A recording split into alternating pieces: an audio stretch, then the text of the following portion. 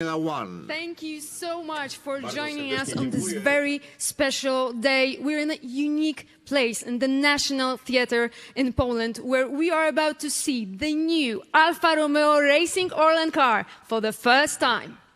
Ladies and gentlemen, Formula One is a pinnacle of technology, but it's also a tasteful design. We can say work of art.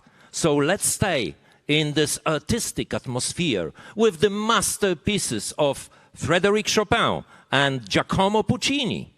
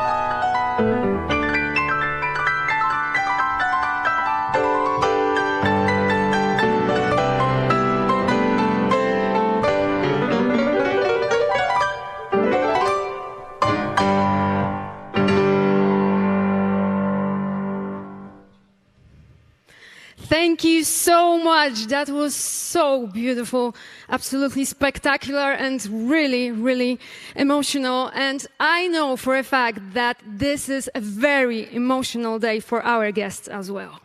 Thank you very much for outstanding performance by Justyna, Joanna, Krzysztof Herdzisz and Nikola Kołodziejczyk. Thank you very much.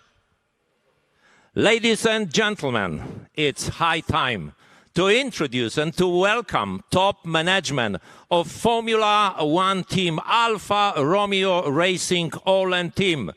Frédéric Vasseur and Jan Monchot, principal of the team and technical director.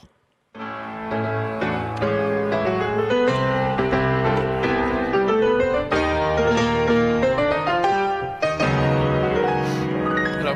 Hello, gentlemen. Frédéric, the beginning of the new season always comes with great expectations. So tell us more about your emotions right now. Yeah, first of all, I would like to send a big thank you to ORLEN and to Mr. Obacek to welcome us on stage today. It's a unique opportunity for the team to launch the car, and it's a unique place. Thank you.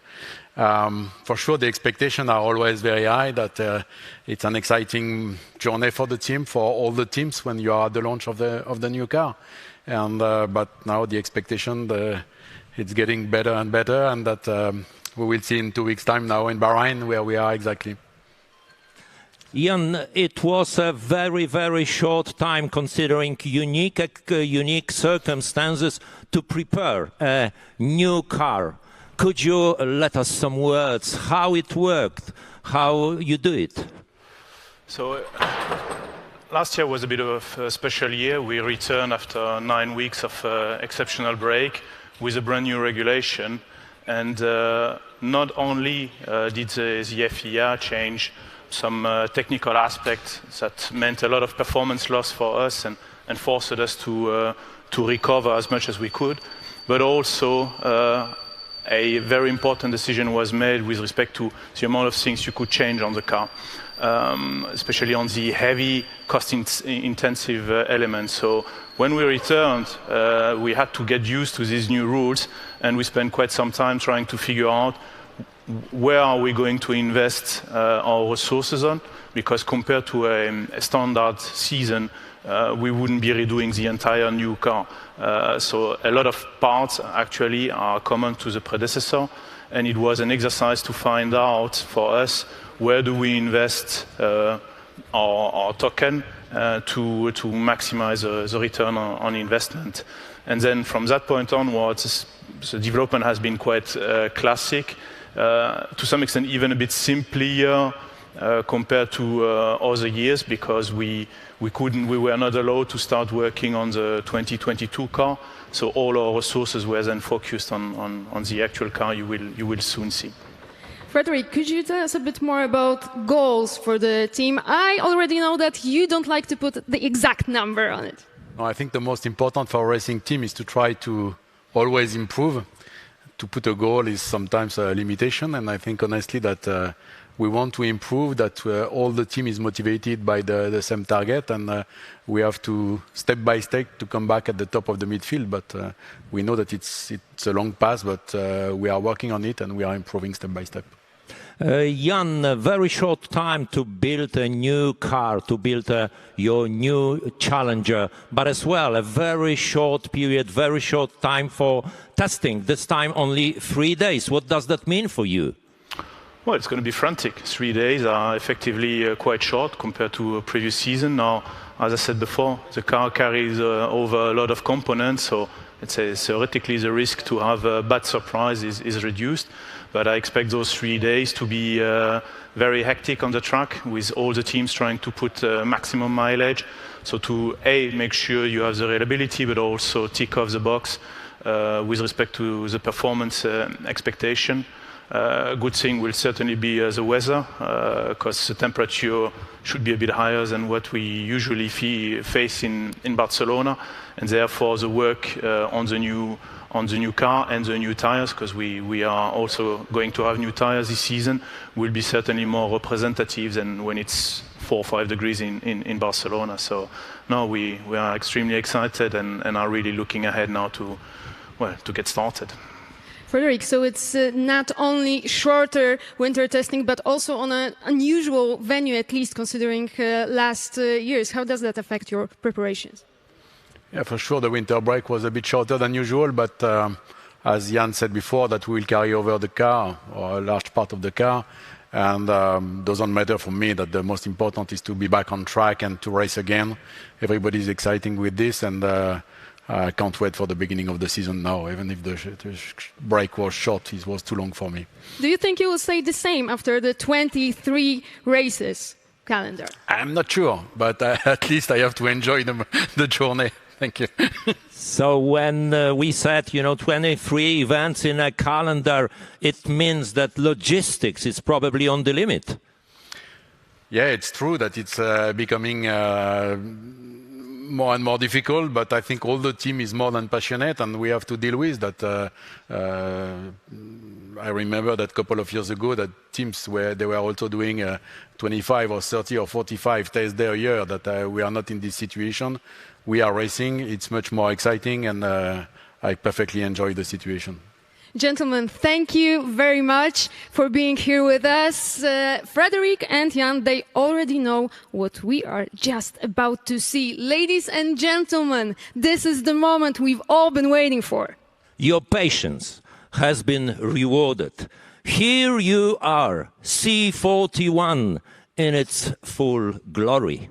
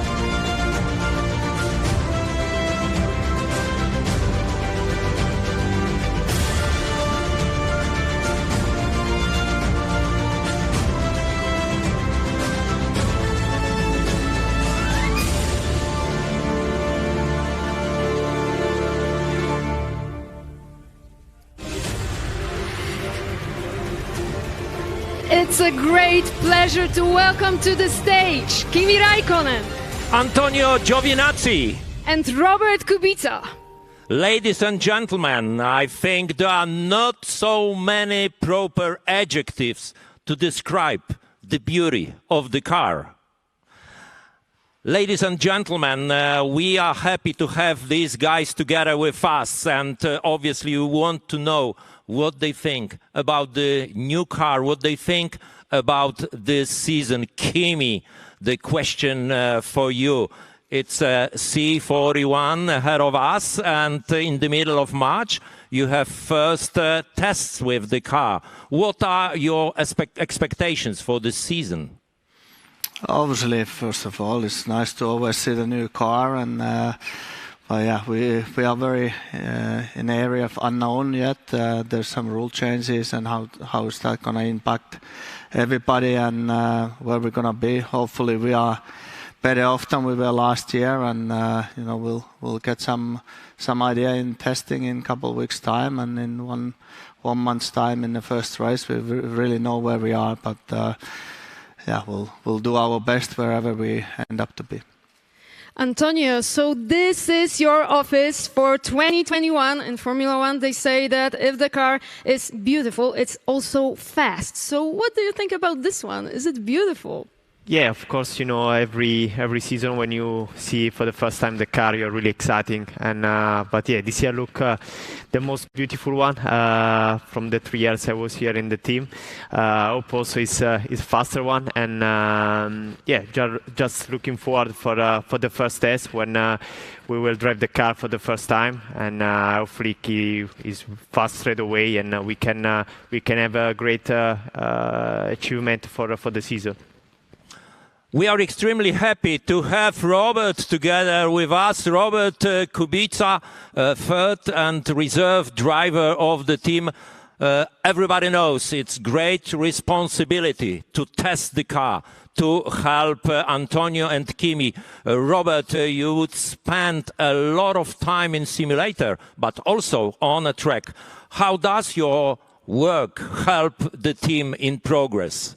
Well, first of all, thank you very much. I'm very happy to be here. I think for me, coming from Poland, to have this kind of event, first presentation in Poland is amazing. And I think we have to all thank you, our main partner, PK and ORLEN. So yeah, thanks to them. I think it's not only for me, but for all Polish fans, a special day. Regarding my position and my role in the team is very clear. Of course, with limited time and limited testing, in current Formula 1 days, simulators are quite important, and we try to, of course, work as hard as we can on track and off track.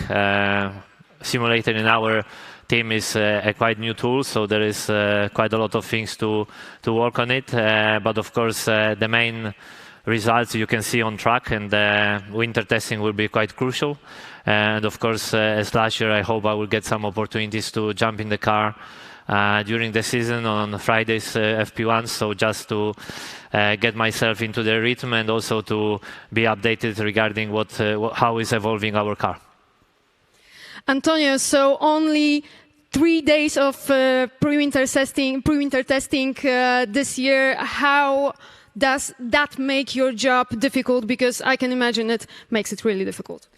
Yeah, it will be difficult, but in the end, it will be same for everyone. So I think for us is we stay with the same lineup, and we stay there just in November, end of November, so not long ago. And I hope just we can do a lot of laps, try to get a lot of data, and we'll have a good compare with the car from the previous year, and we can work from there for the first race.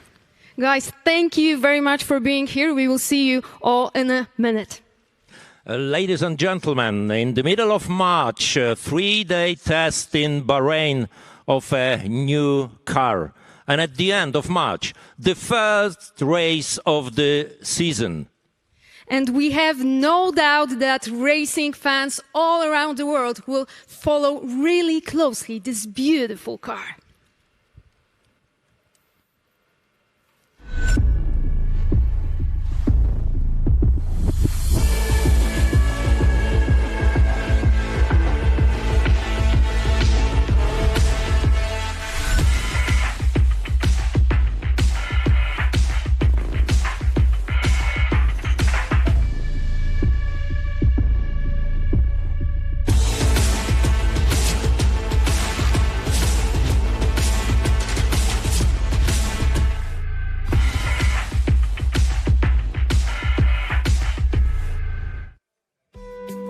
Ladies and gentlemen, Alfa Romeo Racing ORLEN team, all ready for 2021. The team, which is also a great family. So obviously, it's the time for family photo.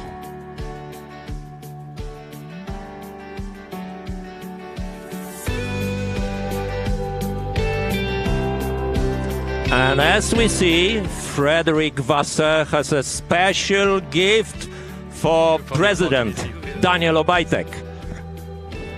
Fantastic gift to great Formula One fan.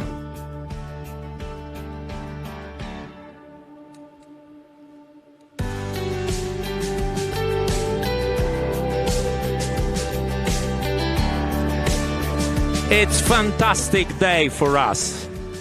We are in Warsaw, we are in Poland for the first presentation of Formula One Challenger for a car which is also wearing a proud ORLEN name.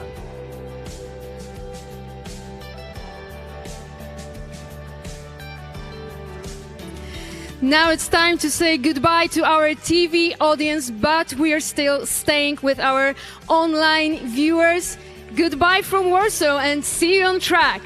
And thank you very much. Bye-bye.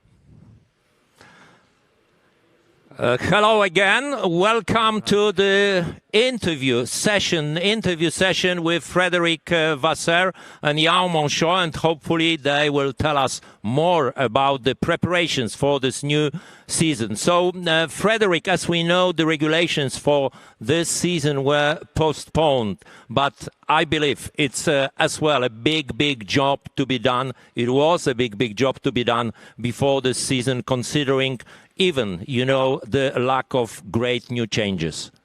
Yeah, the FIA and FOM decided last year to postpone the regulation to 22. I think it was a real good move considering the situation with the COVID last year. And the winter break was a bit strange because that will carry over a big part of the car. But in the other end, we have a change of regulation, and we have to do the best with the regulation we have. And it's always the same story. Doesn't matter if we carry over a part of the car or not. The goal is always the same. But it's as well a question whether the gap between the cars, the gap between the teams will be the same, or you will have, let's say, smaller distance. I hope that we will close the gap, that we have a huge expectation on some areas of the car, and we know that we'll do a good step forward. Now that you can't know exactly before the first test day that where you are, and it's always the same story. Everybody is convinced at this stage of the season that we will, every single team will do a good job and the best results and so. But at the end, only one driver and one team will win the championship. And that we have to be clear on this. But we have huge expectation, and we will see what's happening. Jan, so let's talk a bit more about the car. What does it share with the previous one, and where does it differ from its predecessor? I think it's short to explain by listing where the largest changes are. So from regulation, we couldn't change all the structural power component on the car. We decided to invest our two token on a new nose. So the nose box and the crash box obviously is brand new, which was mainly driven for aero reason.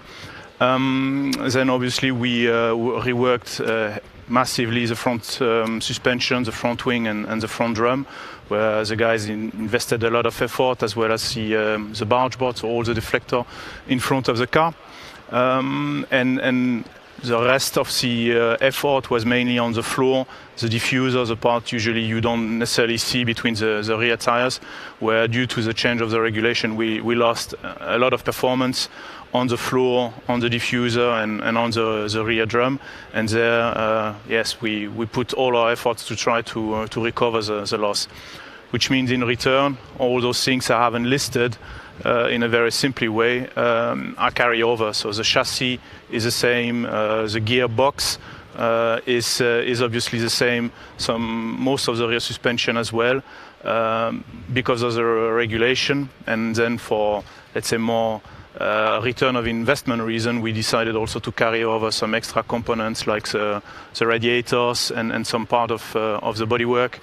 To really, in the short time we had, with the resources we had, to concentrate on the areas we were expecting to provide the highest return on investment. And we will see in a couple of weeks' time if the choices we made were correct. And tell us a bit more about the development plan for this season, considering two things. First, the quite strict regulations and this big technical revolution ahead. Well, 2022 is really going to be a new era for the techniques in Formula One. So we are, and it's a great opportunity for us as a relatively small team to try to catch up with the rest of the field. So it's going to be a crucial year for us.